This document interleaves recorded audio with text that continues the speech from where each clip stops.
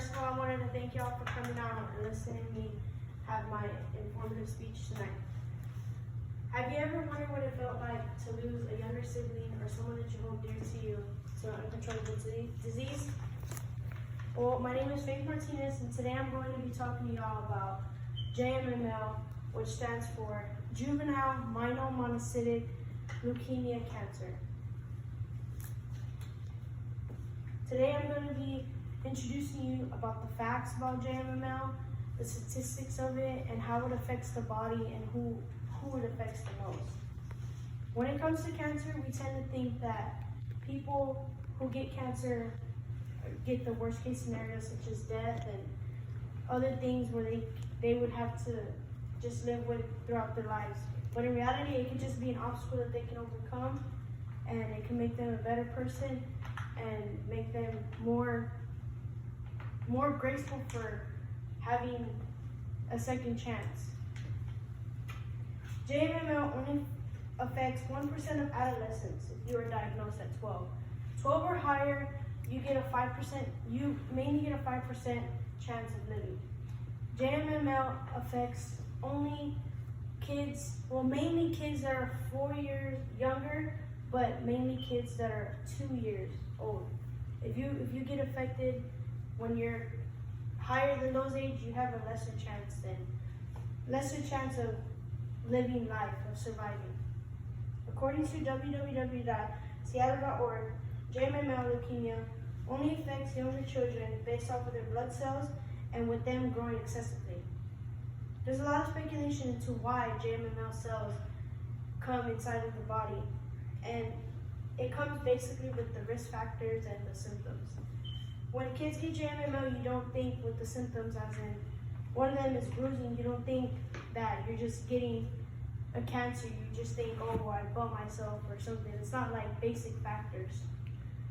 As well as according to www.cancerresearchuk.org, a website that contends that children under 4, but scientifically towards kids at 12, are the main kids who get affected with JMML.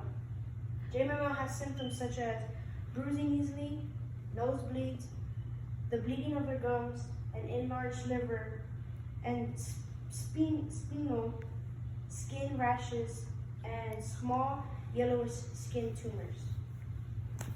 With the symptoms, you also get extremely tired. You really don't want to do anything, and they're not symptoms that you would think that is like a familiar with other cancer effects.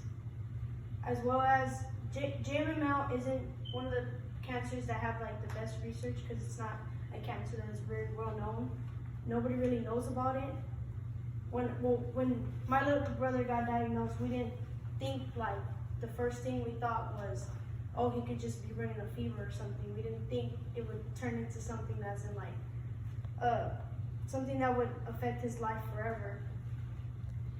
Well, on September 24th, he got diagnosed for the first time with JMML, juvenile myelomonocytic leukemia. It wasn't something that we thought could end his life, but at the same time, with the statistics and everything that we were provided with, the facts about it, it wasn't something that we could think of a good outcome from it because he was already 13, excuse me. So he was already well grown rather than him being 4 or 2 where he would have a better chance. People tend to get very confused on whether they're just sick, the patients, or whether they're just basically tired or they just have a fever or something. It's not something that's very consistent. The statistics show that 25 cases out of 50 cases have been where the kids survive or they have a better chance at living in the United States. Children, the research of it just basically shows that JMML isn't a cancer that is very good with research, or it doesn't show that much statistics to where you would know that much. And the reason I picked this topic was just because it's not a cancer that you hear about on a day-to-day basis. it's something that you have to learn about it. You have to like really go deep and search about it in order to learn the facts about it.